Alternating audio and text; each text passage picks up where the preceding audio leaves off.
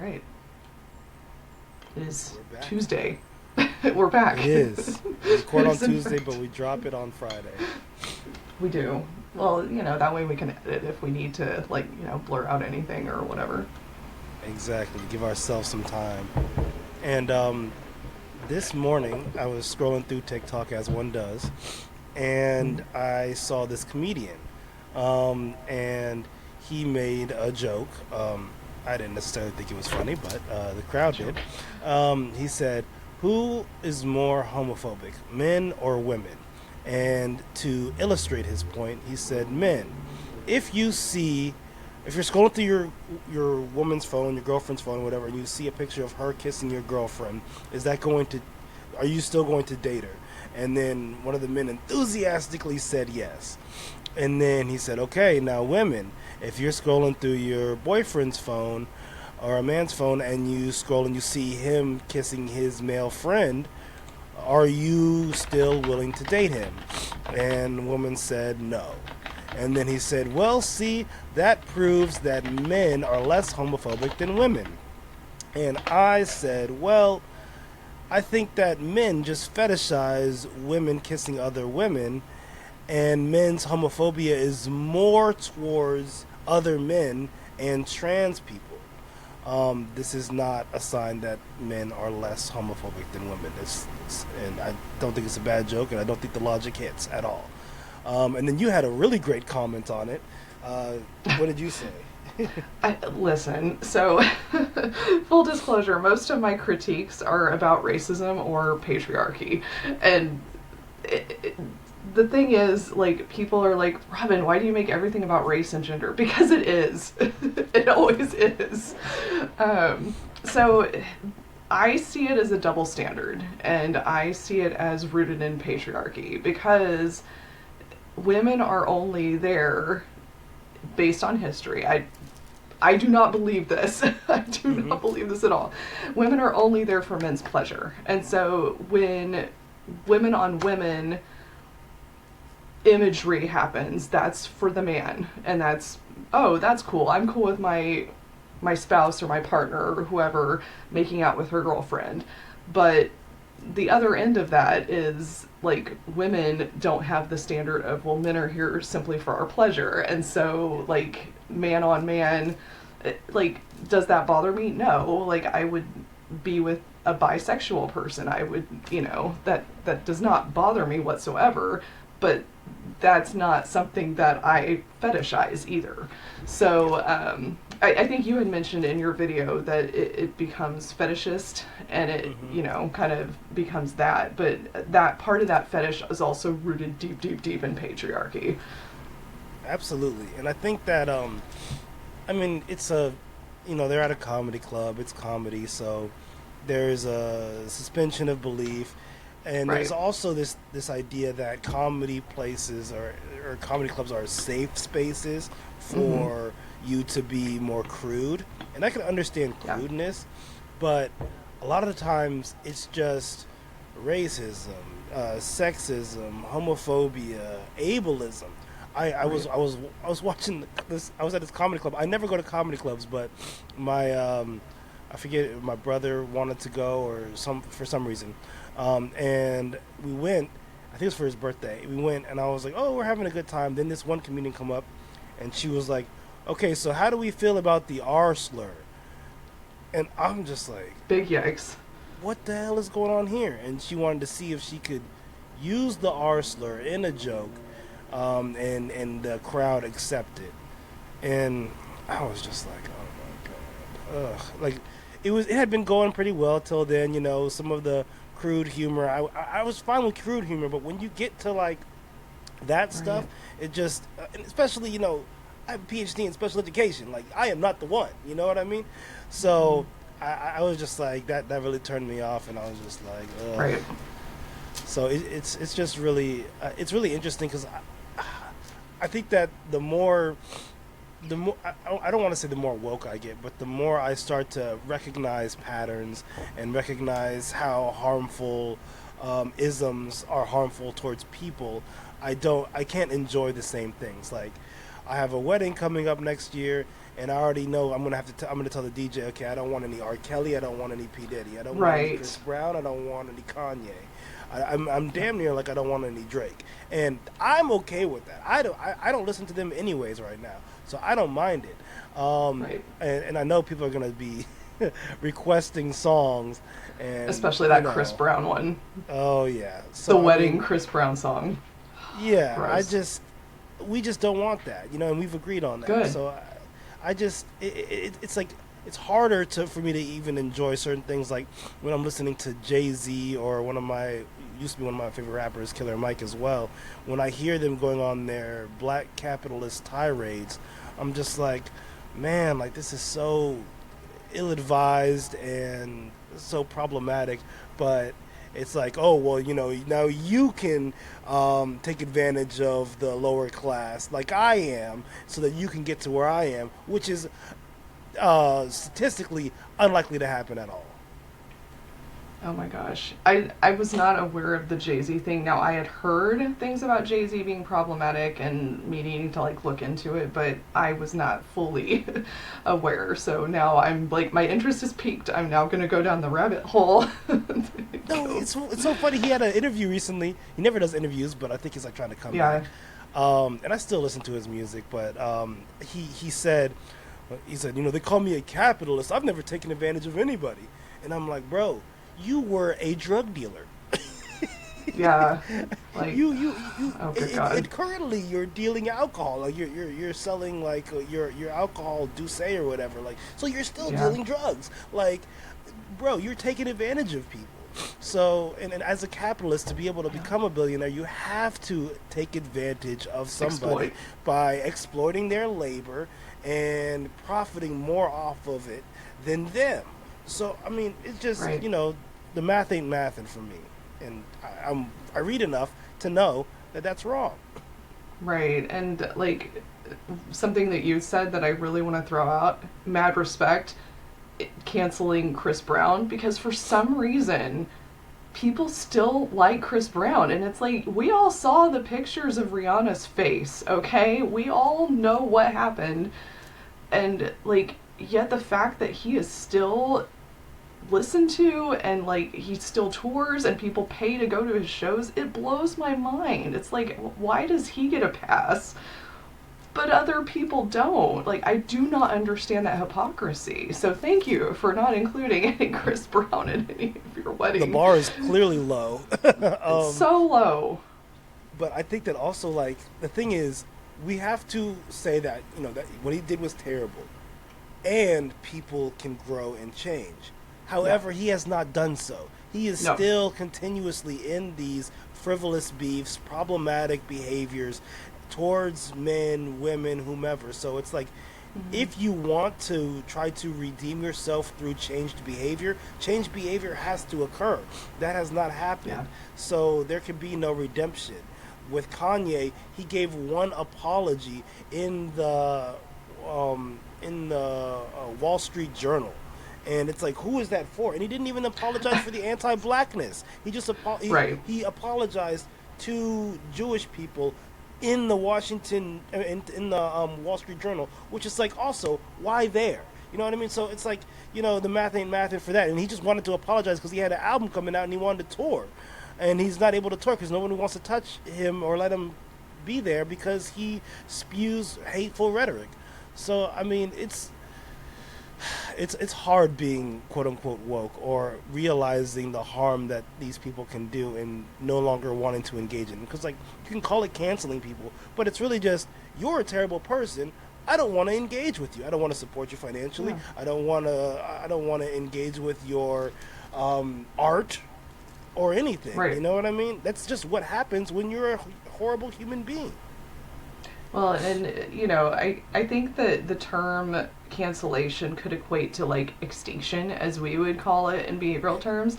But what we are proposing is that we use differential reinforcement, particularly of alternative behavior. And so that I had a presentation last week with the Underground Conference, and I was talking about this a lot, and it was basically, like, investigating the ABA culture and like what we can do, and here are some interventions that can support your values.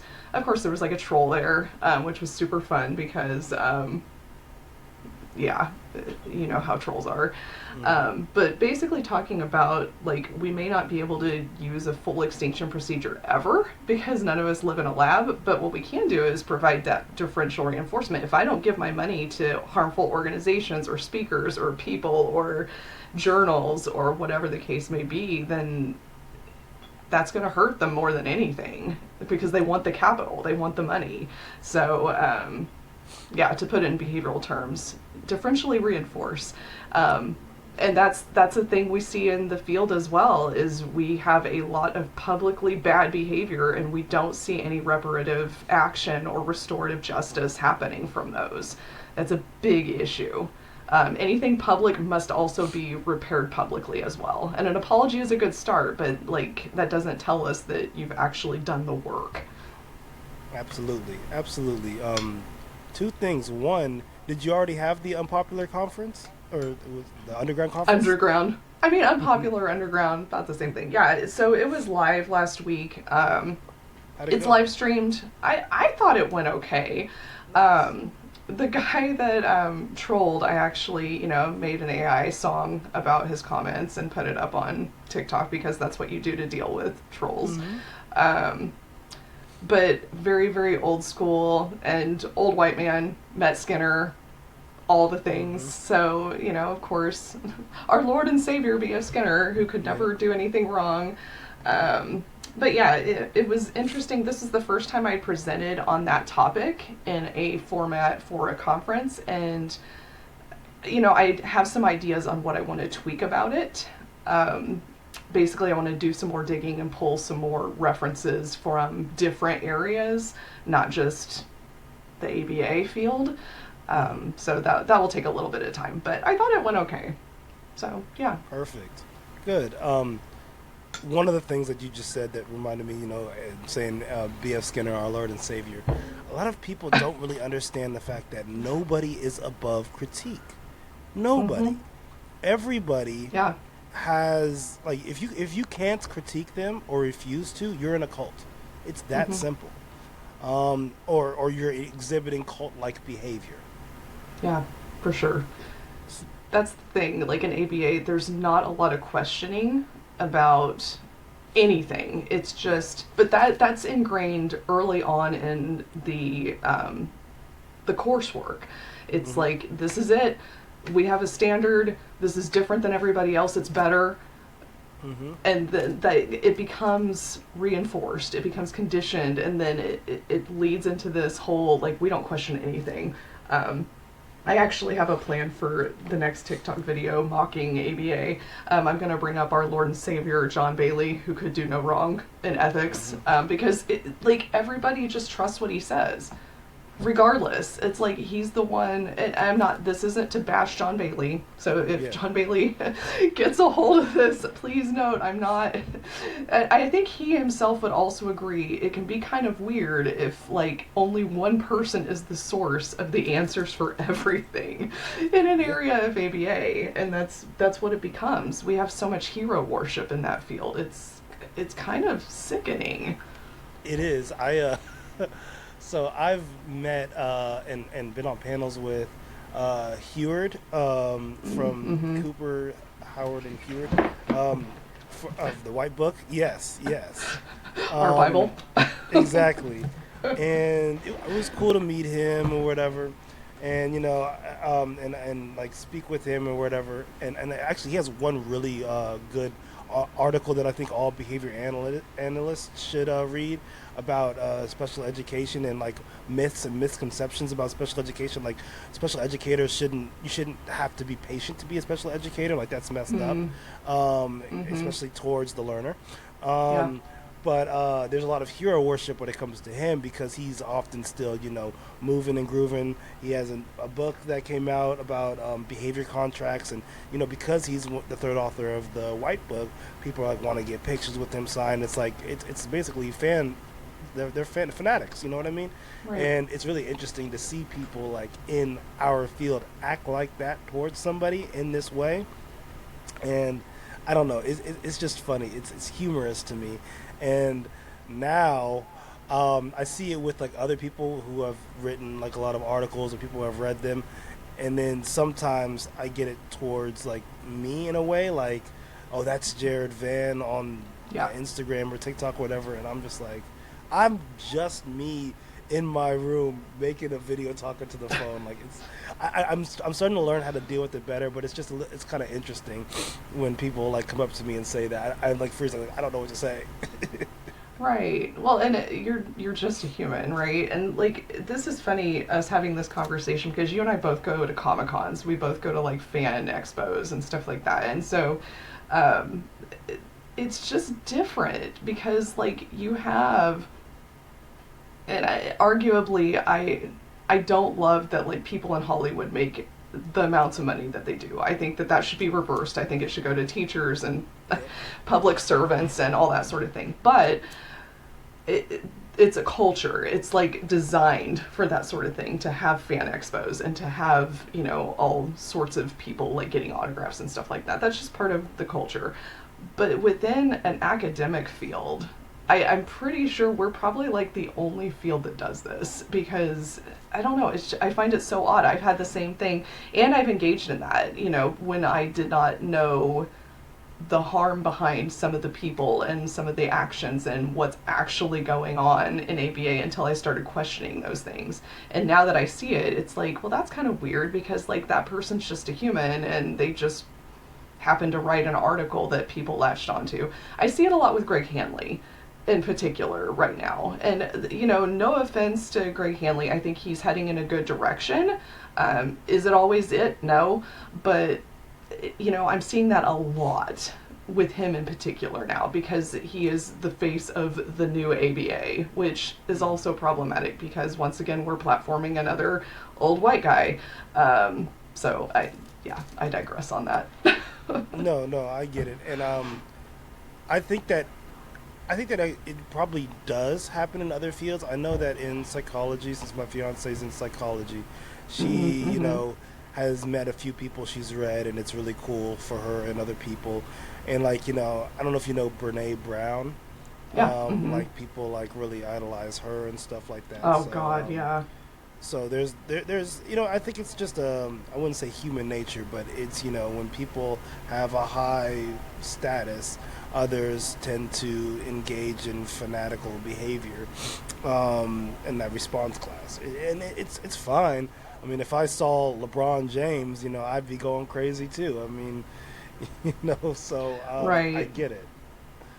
Yeah, and but that's the thing. Like, once again, it's about knowing who the person actually is and the actions that they've engaged in. And that's the thing. Like, if I go to a Comic Con, I am also kind of vetting the person. I have a huge dilemma, by the way, and I'm gonna like talk through this with you because I feel like you'll have a really good perspective on it. My nose is so itchy today, I swear. It's It's like all good. driving me nuts. Um, so I am a huge fan of Saved by the Bell, the TV show. It was my special Hmm. interest for a very long time as a young autistic undiagnosed girl. I grew up to that show. It was on every Saturday. It was on every weekday night after school, and so I just was growing up with that show. And so I know basically everything about it. I corrected podcast hosts on facts that they've thrown out about Saved by the Bell. I'm like, trust me, you don't want to go toe to toe with me. So I have had the opportunity to meet one of the cast members, Mark Paul, which is arguably like the one I would have wanted to meet the most. But I know at some point I may have the opportunity to meet Mario Lopez, who played AC Slater. Mario Lopez engages in a lot of right wing rhetoric. Now, arguably, he's not as harmful as some of the others, but it's clear that he is MAGA, and it's clear that he is very devout religious, and that influences a lot of his decisions. And so it's a struggle for me to say, would I support him by getting an autograph or a photo or whatever, even though in my mind I want to just meet the cast. So that's the thing, is like you've got to figure out differentially in that reinforcement space Hmm. what you're okay with and where that line is. And that's something that people don't do in ABA and Yeah. arguably do not do at Comic Cons, because William Shatner had a line a mile long at the last Comic Con that we had, and I can't tell you how much problem behavior he is engaged Yeah. in, especially toward my community. So, like, people don't think about those things, and they don't, and they're spending hundreds of dollars to meet these people, by the way, in Hmm. some cases. So I don't know, I'm kind of curious about your perspective on that. Like, what do you think? That's tough. Like generally, I try to have a policy of if they're MAGA, no. Yeah, So, me too. but I mean, I totally understand your reinforcement history with the character and the character's relation to the person. So, I think that in the moment, you have to make whatever decision feels right, and then you can critique that decision and then make better decisions moving forward after that. For me, I I really have to struggle with like when I have my music on. I have like a playlist for like every year since like 2019, right? Of just all the music that I liked. Hmm. So when I play my 2019 on playlist, which is every year that's stacked up on that, Drake will come up or Killer Mike will come up or whatever Yeah. or Kanye, and then I always skip it at least right now, and I haven't taken it off the playlist, but I don't play it. And it's just I cannot. I'm not in a point where I can engage with it. I think that you have to make the decision of, you know, what what am I feeling right now? Like, because there's been no issues that I've known of, like with what's her name, Doctor. She wrote Women, Race, and Class. That's Dr. Oh. Angela Y. Davis, and Hmm. I met her, right, and I had an Hmm. opportunity to I did get a picture with her, but I had an opportunity to like specifically ask her, "Hey, will you take a picture with me?" And I didn't. And I was looking like photos came up, and my friend asked me to take a picture of him and her. And I took a picture of him and her, and then he's like, "Oh, do you want one?" And I was like, "Oh no, that's okay. I'll get one later or whatever." And I just decided not to, and I regret Right. deciding not to now. So you have to also think: will you regret, when Mario Lopez is no longer available for these opportunities? Right. Will you regret not having done so? Let's say he, um, like I feel like a lot of people will. Let's say he eventually says MAGA was wrong. I was wrong. I was duped. I shouldn't have done that. And That's a then he great fully point. atones for his sins. But you only had the Literally. opportunity, yeah. But you only had the opportunity to get the picture with him or meet him when he was still within the sin. Like, what do you do? So I think that those are the things that you have to weigh and balance and decide. Because I mean, maybe you just take the picture or whatever, and you just hold on to it for yourself, and you don't really share it on socials. And then when he finally does a face turn, as they say, or Right. whatever, then you really say, I don't know. I mean, it's totally up to you. And you know what? I think I people will judge you either way. The, Hmm. the only way to not be critiqued is to not do or say anything ever. But that's my thought. Is you really have to make the decision for you. That's a really good point also about how people can change and will change sometimes, and they will surprise you. Yeah. Unfortunately, some of the ones that I've looked to change haven't done those things, but that's a really good point. And that's the thing, like, a line is crossed for me politically, if, you're not voting in the way that I think matches my values, but at the same time, like, he didn't beat up Rihanna publicly. He didn't, like, slander There's entire levels. communities like Kanye has. And so that's the thing. It's like there are absolute effing no's for me. I Hmm. will never ever give money to this, but it's like if you are a part of the cult, if you will, of this mentality, but you haven't engaged in overt actions that are really harmful to others, then I guess that's a whole other conversation. Now, if Chris Brown were to come back and apologize publicly and to try to make amends, I would still be like, yeah, whatever, dude. I'm still not paying for any of your stuff because what you did was really unforgivable to me. Um, I don't. it's hard because it's like we have to kind of have like a hierarchy, if you will, and those are hard for me because as an autistic person, it's yes or it's no, and Mm-hmm. the hierarchy is not something I do well. And so I think that the way you kind of explain that kind of helped me visualize that a little bit more. So I really appreciate that, and I knew this would be a good thing to ask you about eventually. So I love it. How about, I think that a lot of times, and I've seen this a lot online, is like a lot of leftists or a lot of people on the left say what they don't like and what not to do, but they don't say enough about what to What do to or what do? they do like. Agree. Yeah, so let's do, and I hate picking the example of Chris Brown because I was like, it's like, why does it have to be a black man or Yeah. whatever? But I just feel like Right. he's Right. like the one that is like still like in the zeitgeist doing things available around. Let's do, what does Chris Brown need to do to, To make up I for wouldn't say everything. reform, yeah, but to engage Reparative in action. reparative action towards communities, towards the zeitgeist. Like, so let's start with an apology, naming what was done wrong, who was done wrong to, in the communities that he's done harm to. Let's work on learning, and then also providing financial and time-wise support towards women that have been abused. Battered women. And Yep, I was battered literally women. thinking that. And then also using his platform to speak to men. Because I think that Yep. it's not just about apologizing to women. I think it's about using his positionality to speak to men, Yeah. so that he can show this is not okay. This is what I was feeling or thinking. This is why I was feeling or thinking it, and this is why it's wrong. And this is why I need to learn to do better, and this is something that I have to work at. You know what I mean? Because it's one thing to go to the abused side, but I think it's important to go towards the potential and current abusers. You know what I mean? The people with power, and to speak with them and at them.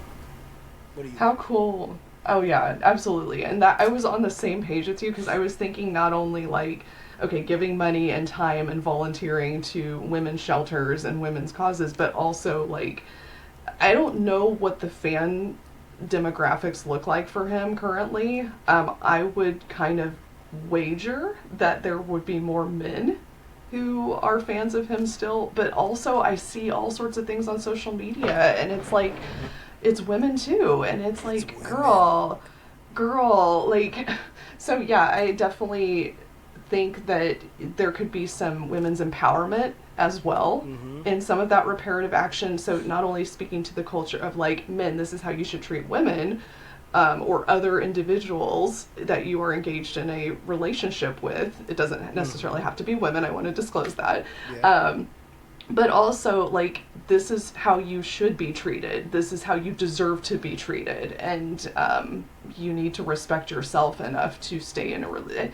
And of course, arguably, there are many factors as to why individuals who are abused stay. I just want to acknowledge that because, you know, as somebody who's been in a harmful relationship, you know, it may not be safe to leave. It may not, you know, I just kind of want to close with that caveat because a lot of people think, well, why didn't they leave? Why didn't they just stand up for themselves? It's like, it's not that simple, folks. Like, there are a lot of contingencies at play here.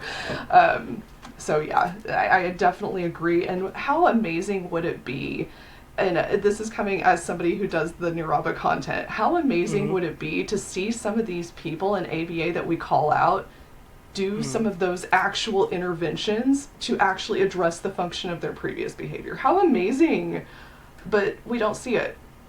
Yeah. Period.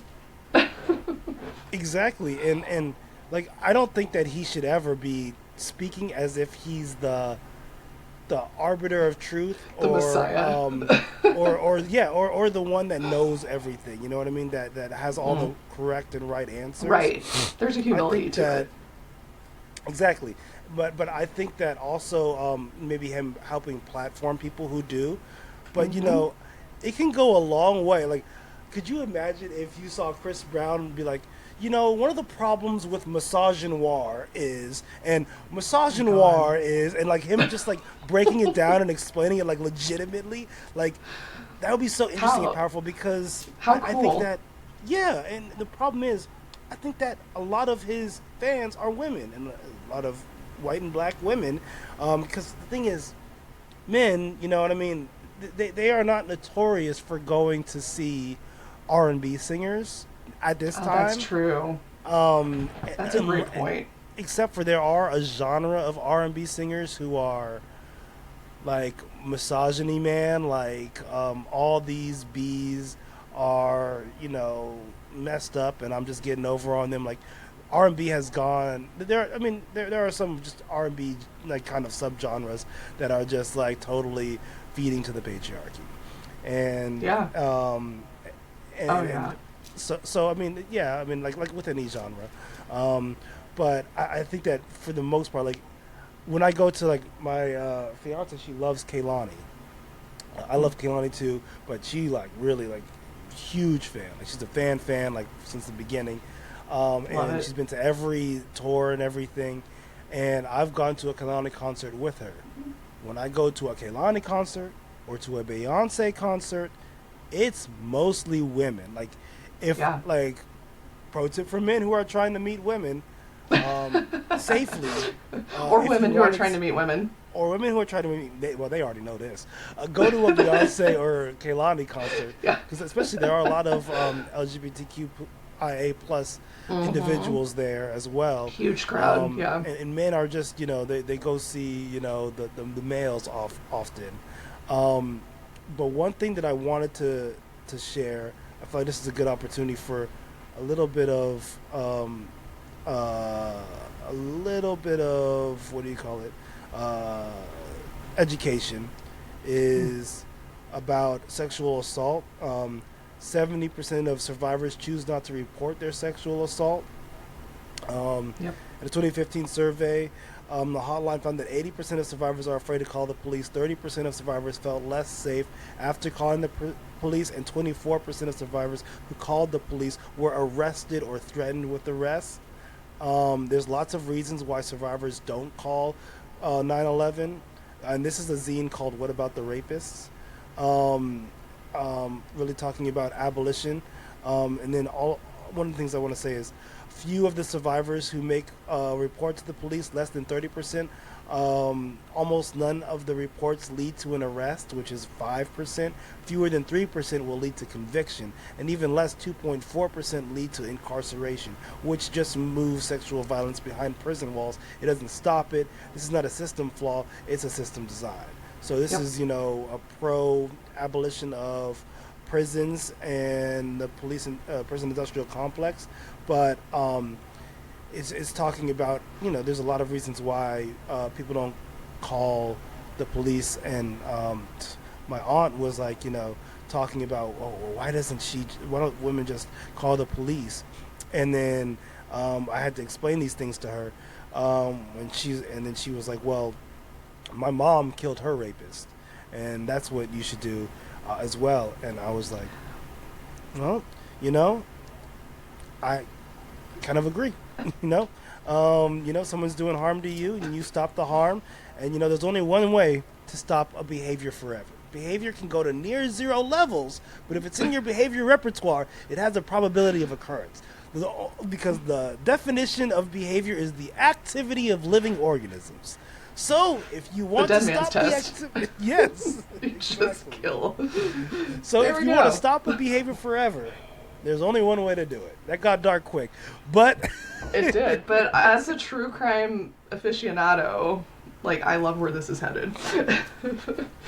I it's so interesting. Like I went to a serial killer psychology thing at one of the theaters downtown over the weekend. And I was basically telling Trey before it started, Trey's my spouse, just for context. I was telling him before, man, I just got the feeling like they're not going to tell me anything new that I don't already know. And he kind of laughed and he was like, well, duh. Because you know, like, everything about all these serial killers. I'm completely well adjusted, by the way. I just want to throw that out there. sure. But sure, sure you are. Um, I, I, I I can info dump on these all day, but the three that she highlighted in the talk were, of course, Jeffrey Dahmer, which I'm like, tell me something I don't already know. Ted Bundy, once again, and then Eileen Wuornos. And Eileen Wuornos is one of my favorite ones to look at, in part because she started killing in part because of retaliation about abuse. And she even said, you know, I committed to just taking out abusive men until y'all found me and stopped me, because I don't want to live. I don't. She asked for the death penalty, you know, all this sort of stuff. So, like, a lot of feminist women see her as a savior. And that, yeah, right? Like, she would have been so interesting to talk to. Like, she had such a rough go of life. But just interacting with her, and I guess she was adopted by an older couple once she was incarcerated, and, you know, they kind of visited her every week until she was put to death and all that sort of stuff. But anyway, all this to basically say I kind of see a connection with the hero worship thing, as women who go to convicted persons for their relationships, and they marry murderers, or they, you know, go after some of these people who've done really, really harmful crimes against their own gender, for that matter. And there's also an attractiveness from some individuals to that sort of behavior. I don't know, there's like a whole level of, I would attribute it to the patriarchy. But once again, I can't always probably rely on the race and gender explanation for everything. So, I don't know. It's just such an interesting dynamic, because we're tying all these different things together, but I think there's always this underlying current and this theme within all of it. But I don't know. I could be a conspiracy theorist. Correct me if I'm wrong. No, I think that there's also a level of abuse that's likely to have occurred in the past of individuals who end up engaging in certain sexual behavior, especially whether they were children or what have you. You notice that a lot, and so yeah. I mean, it's really interesting. I think sad, but it all connects to a reinforcement history. You know what I mean? Yep. What stimuli has been conditioned to be reinforcing, and how and why? You know what I mean? And delving into that, and like figuring out how to heal, which I think that, you know, it's like one of the things that I like, go to therapy, people. Like, you need therapy. You may not think you need it, but I mean, therapy is for you to better be able to have relationships not only with yourself but with other people. So, you know, you can heal parts of yourself that have had, you know, acute trauma or trauma, and you may not even know you had it. Like, a lot of times men will grow up and say, oh yeah, when I was young I was able to get this cougar, or I was able to get this older woman, or whatever. And it's like, you were sexually abused. You were taken advantage of. If the genders were reversed, we would all think that this is sick and disgusting. But you have been conditioned in our patriarchal society, which also harms men, to think that what you did was good, when really you were molested. And like, it's so interesting to see men like go through learning, like, oh my God, I was molested, and they have to like sit with that and think about how they feel about that, because they never thought about it like that, and the society that we live in never kind of allowed them to. Because I mean, if you go to like barbershop talk, if they were to ever say, oh, you lucky dog, you, oh you, I wish that was me, you know, all this kind of stuff. But it's like this one really great YouTuber, he said there's a boy 3 years old right now that will cry for the last time. There's a boy that will feel a feeling right now for the last time, because he will be told it's not masculine or it's gay or whatever to feel that emotion, and it will be punished out of him. FD Signifier said that, and that really hit with me, because that's the way that this society trains and teaches men how Yep. what emotions are acceptable and which ones are not. And I know since we're both millennials, we both grew up at a time when being gay or being associated with gayness or homoerotic behavior was bad, was Yeah. problematic. It could get you like it was taboo, get you in trouble, what have you. So so I remember growing up, a lot of that was happening, towards people saying it to me and other stuff like. So it's just, yeah, you have to really unlearn it and unpack that, and to have conversations with people that haven't is super difficult, because that's pushing back on that with them, especially in vivo in that moment, can be really hard for them. Yeah. I completely agree. And the thing is, like, while boys are treated and socialized in that regard, girls are socialized in a very different way.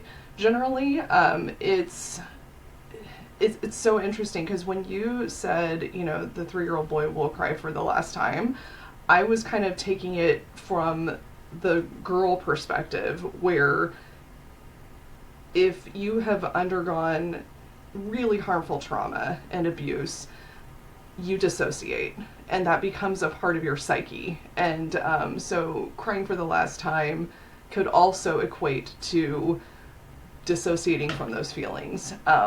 If you talk to somebody who has been raped or assaulted or who has experienced some of this, a lot of the times they will say that, I felt detached from my body, I blacked it out, all of these things. That's a protection mechanism.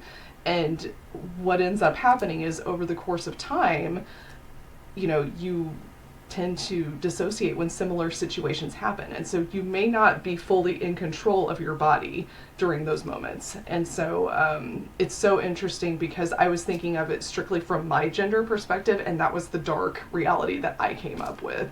And so it's so different. And it really doesn't have to be. I don't know why we socialize gender in such contrasting views.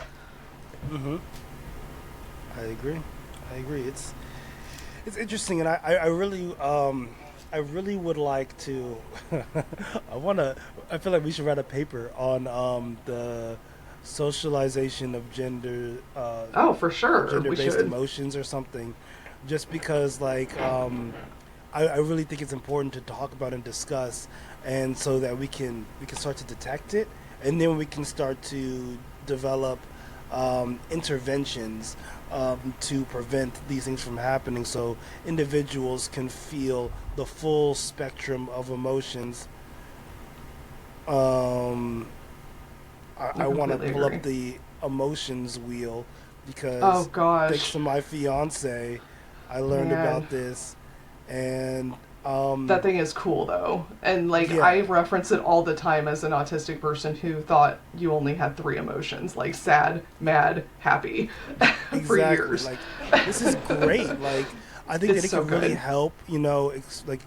Anger, but irritable, annoyed, surprised, overcome, speechless, joy, proud, triumphant, love, tenderness, caring, fear, insecure, inferior. So, being able to really tact these emotions, because if I were to look at this as a male, I feel like you're only supposed to be able to feel anger and joy. No surprise, sadness, fear, or love, nothing in Yeah. there, nothing even really deeper than these emotions. Right. And joy only a little bit. We only feel in joy when you've gotten over on somebody or whatever.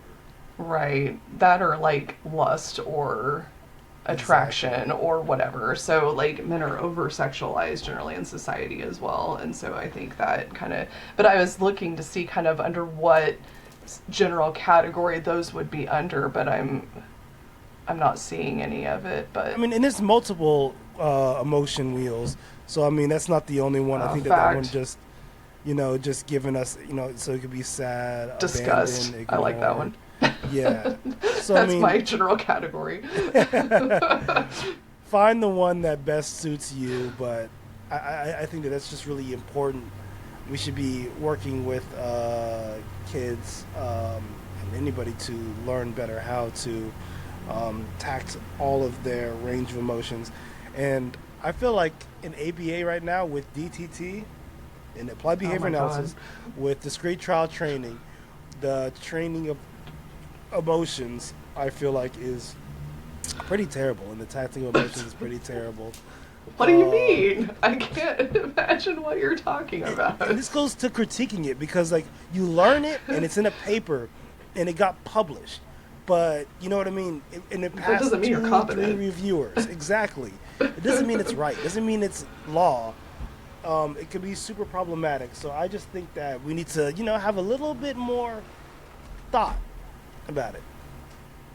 Yeah, and going to your point, I think of the cringe that, and I was taught to do these things because I was taught by like methodological behaviorists and very like, well, I guess we have to teach emotions. It's in the VB map, and so we have to do this thing, even though they're private events and we can't know if they're correct or not correct. And then of course we would do percent correct, which is your favorite measure.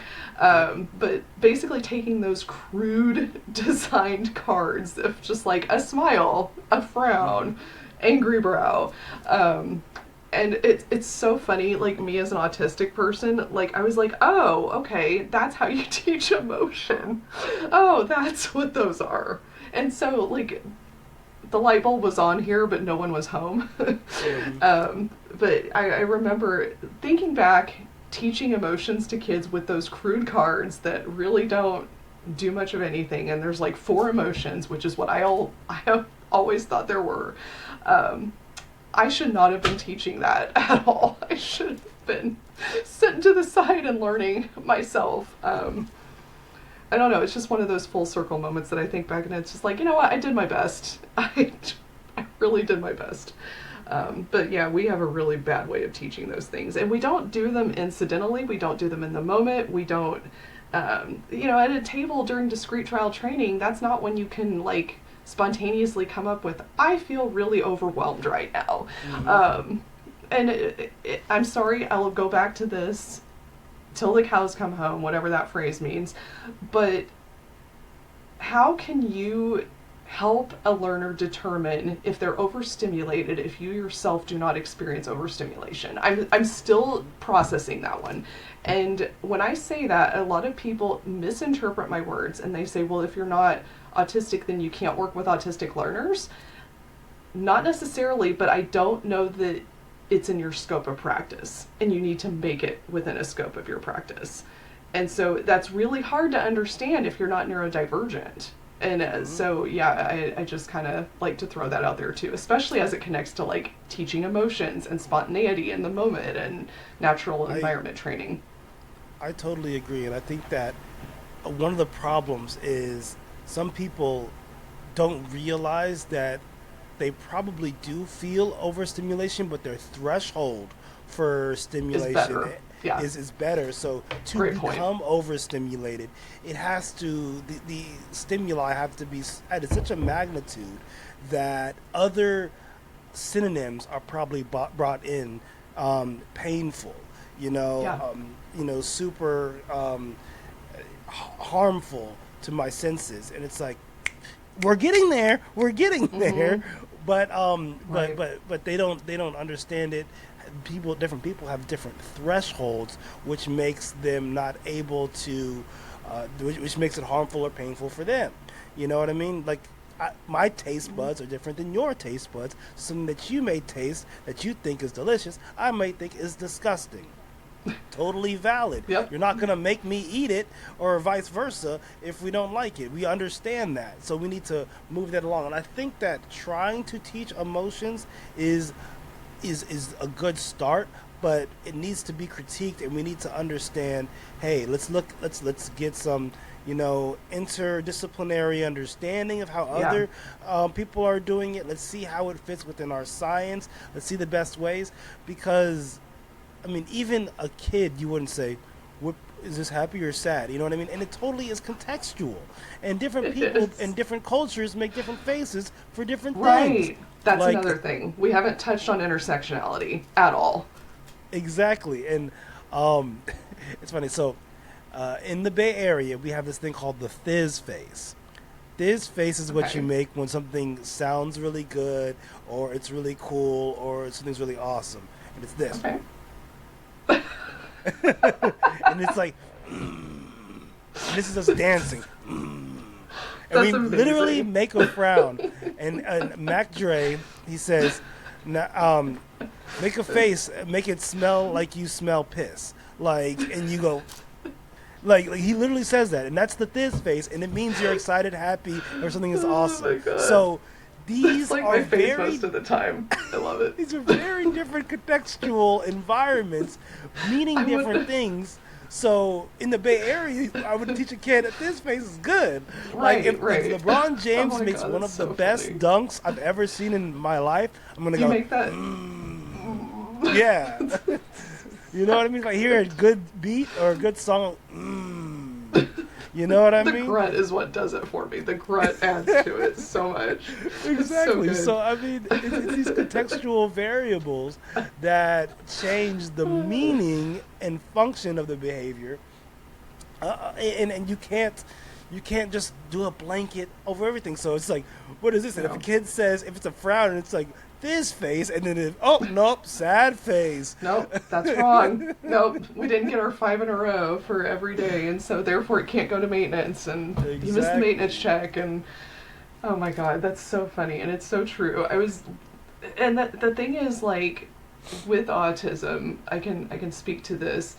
I may make a face that looks like I am so pissed off that like you won't want to talk to me, but I'm thinking, or I'm like, literally it's just my face. And Mm-hmm. I can't tell you how many times before I realized my diagnosis and I realized, okay, I need to mask when I do this thing so that people don't think I'm mad at them and they don't internalize it and it becomes a thing and then I have to deal with that too. It Yeah, like, we may not know what our face is doing, and like, if I'm uncomfortable, I think I've mentioned this before as an example, I laugh. And Mm-hmm. people get real defensive about that. They're like, oh, so you think this is funny? It's like, I think the situation might be contextually awkward and funny, Mm-hmm. but I don't think you yourself are funny. And so, like, then I have to explain my way out of it and, like, do all these things. But, like, if I feel so uncomfortable and, like, the situation just tense and awkward, maybe it's because of reality television. I don't know. But, you watch the Crins and you just laugh because it's like, man, it's just.